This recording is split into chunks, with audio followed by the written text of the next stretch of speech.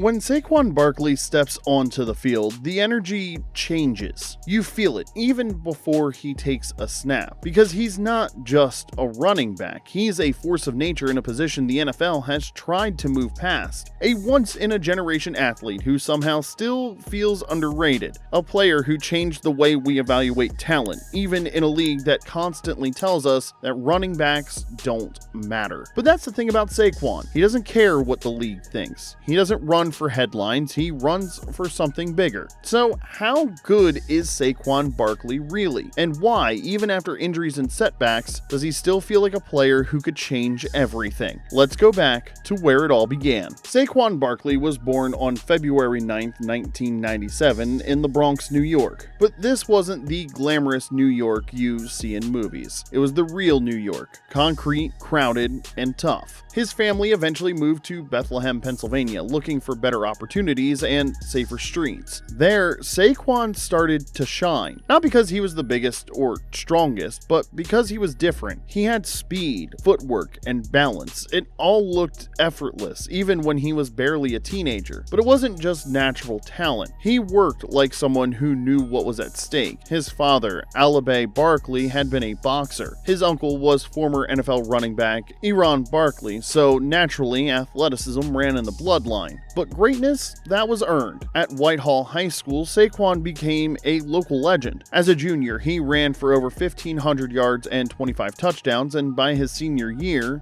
1,850 yards and 31 touchdowns. His commitment to Penn State was a turning point, not just for him, but for the entire Nittany Lions program. Penn State was still trying to rebuild after the darkest scandal in college football history. It needed hope, fire, and a spark. And it got all three in the form of a 5'11", 215-pound back who ran like lightning in a bottle. Saquon Barkley's college debut in 2015 was electric. He didn't start the season opener, but by week 2 it was clear this kid was different. You'd watch the tape and see something that shouldn't be real. A 225-pound man moving like a wide receiver, leaping over defenders like a hurdler, accelerating like a sprinter, and cutting like a video game character on turbo mode. As a freshman, he rushed for 1,076 yards and 7 touchdowns in just 11 games. But that was just the appetizer, because in 2016, Barkley exploded. 1,496 rushing yards, 18 rushing touchdowns, a Big Ten title, and a Rose Bowl Classic against USC, where he put on one of the most jaw-dropping performances ever by a collegiate back, including a 79-yard touchdown run where he made 5 defenders miss and hit 21.9 miles per hour on the GPS. By 2017, he wasn't just dominating, he was doing the unthinkable. Kick return touchdowns, passing touchdowns, 3,843 career rushing yards, and 53 total touchdowns in 3 seasons. Oh, and a bench press of 405 pounds and a vertical leap over 40 inches. The man was built like a linebacker and moved like a cornerback. He wasn't just the best back in college football, he was the best player. NFL scouts couldn't stop talking about him. At the 2018 NFL Combine, Saquon Barkley posted numbers that read like a typo. 4.4 second 40-yard dash at 233 pounds, a 41-inch vertical, and 29 bench press reps. There are edge rushers who don't test like that, receivers who don't move like that, and linebackers who don't jump like that. Barkley was a freak of nature. He was a recalibration of what we thought was humanly possible. The Giants had the 2nd overall pick in the 2018 NFL Draft, and they didn't blink. They didn't take a quarterback, they didn't take a pass rusher, they took Saquon Barkley. And his rookie season was legendary. 1,307 rushing yards, 721 receiving yards, 15 total touchdowns, 91 receptions, a rookie record for a running back, Offensive Rookie of the Year, and the Pro Bowl. He was everything. Electric in the open field, unstoppable on screens, and a home run threat every time he touched the ball. But it was more than that. Saquon made fans believe again. In a season where the Giants went 5-11, Barkley was the lone reason to keep watching. The rare player who could put a team on his back and make it look fun. But football is a cruel game. After a solid sophomore campaign in 2019,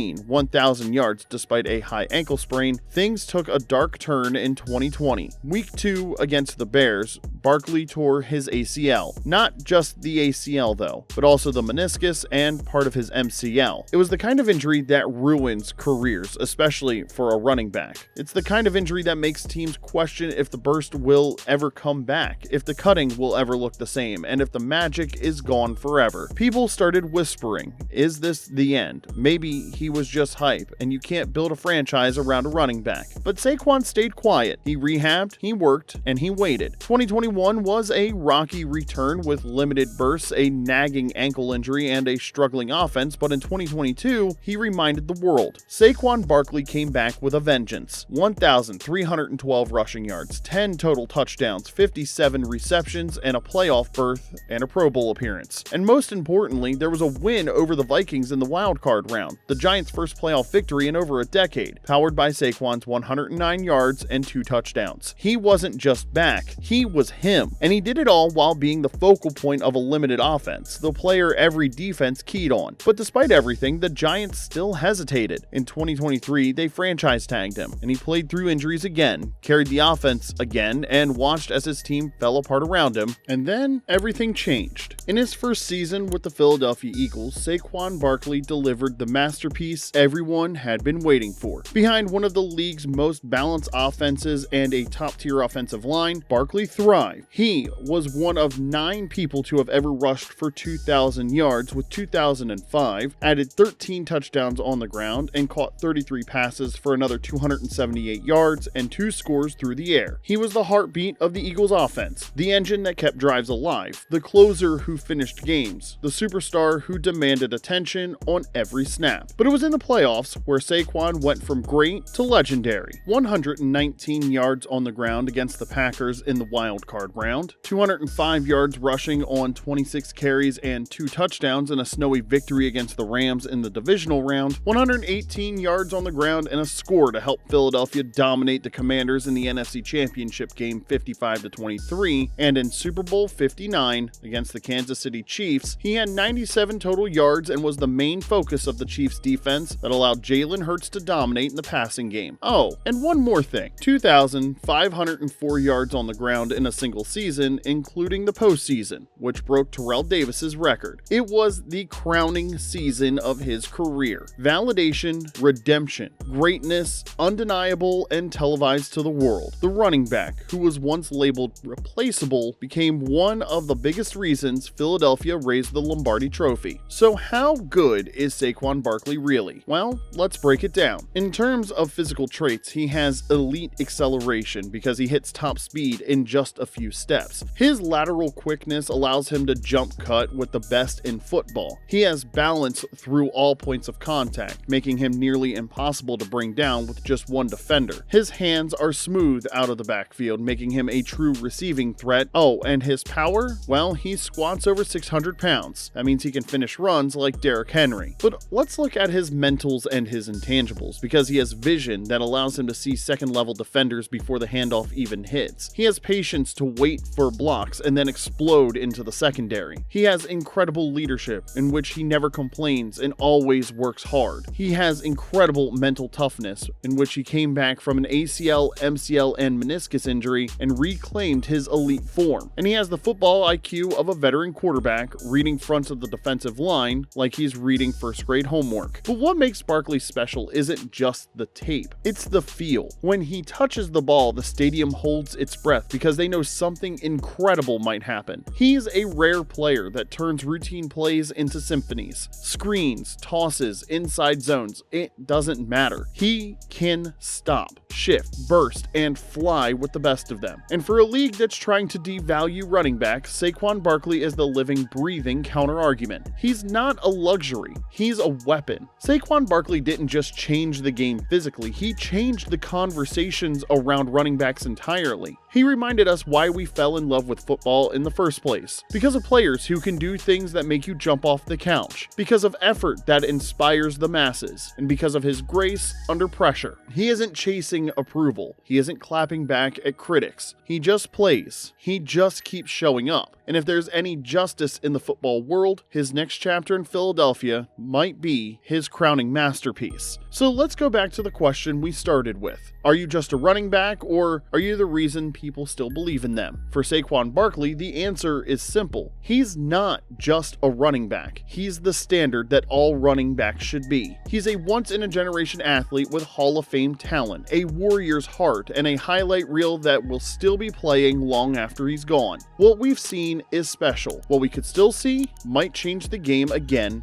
forever.